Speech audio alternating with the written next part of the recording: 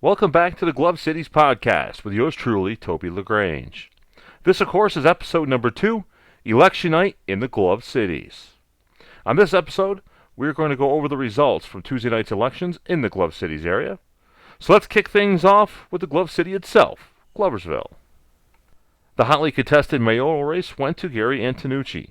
The mayor-elect unofficially won by 245 votes, or roughly 12%. Is Antonucci the right person for the job? Well, only time will tell, but in the eyes of roughly 1,144 voters, he certainly is.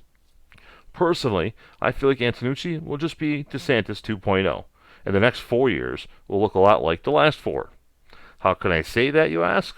Well, when the current administration supporters are supporting Antonucci, you have to assume that his policies and vision for Gloversville match theirs. While I feel that Capano may have been the better option, the fact of the matter is that he clearly did not run as successful of a campaign as Antonucci did.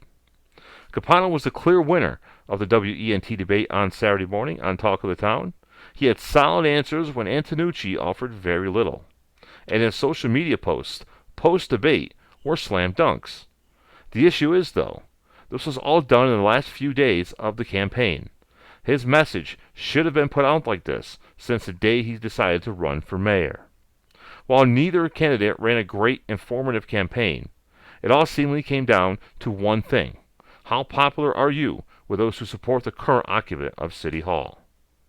Regardless if you agree with who came out on top of the mayoral race, we all need to give Mayor-elect Antonucci and his staff a fair chance at righting the Titanic known as Gloversville. Let's take a look at some other races in and around the Glove Cities. We'll start things off with the Fulton County Clerk position. That went to Lisa DeMore.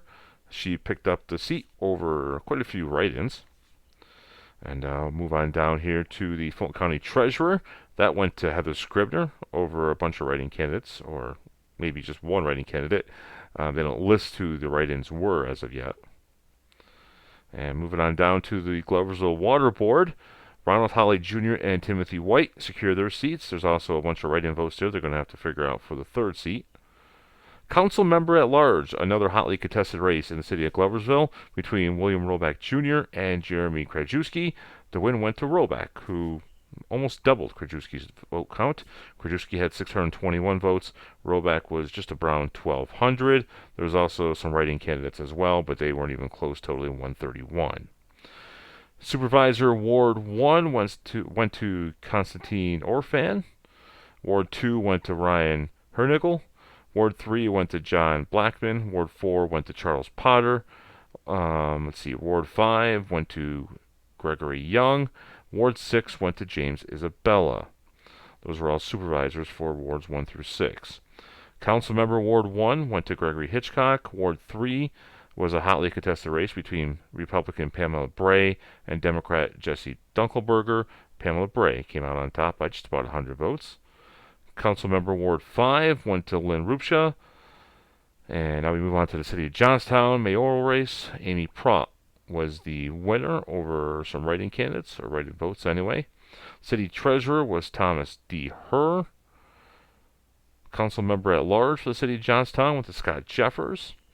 City of Johnstown Supervisors, Wards 1 through 4, Jared Goddard, Colleen Lowell DiCristofaro, hopefully I'm pronouncing that right, Thomas Roll, and John Pratt were your seat winners. Councilmember Ward 2 was Vincent McCallum. Councilmember Ward 4 was Maxwell Spritzer. Moving on to the town of Bleecker, the supervisor role went to David Howard Jr. The town clerk and tax collector went to Tony Johnson in the town of Bleecker. Town of Bleecker is also where I originally came from.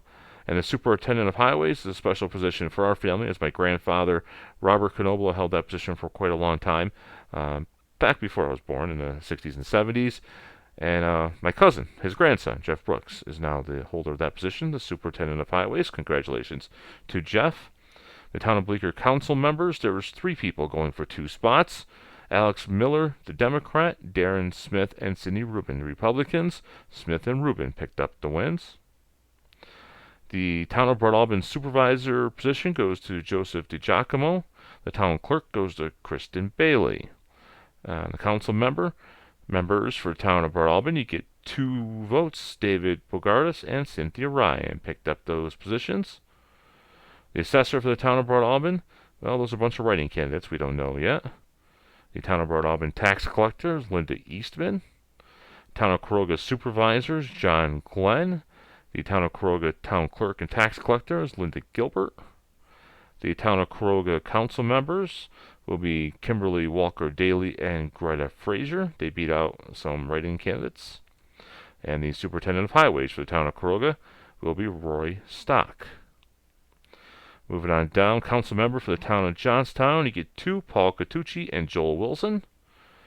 And the council member for the Town of Mayfield, you get 2, Jack Putnam and Ralph Desiderio. Hopefully I'm pronouncing that one right too. And let's see, the superintendent of highways for the Town of Mayfield, that position went to Christopher Warner. We'll move on to the Town of Perth. The council members, 2 spots, go to Byron Barker and Peter Wachowski. The Town of Perth superintendent of highways goes to Christopher Dopp.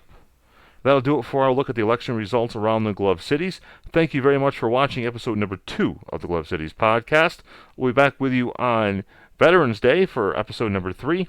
You won't want to miss that one. Until next time, thank you very much for watching, and enjoy the rest of your night. Stay safe, everybody, and we'll see you next time right here on the Glove Cities podcast.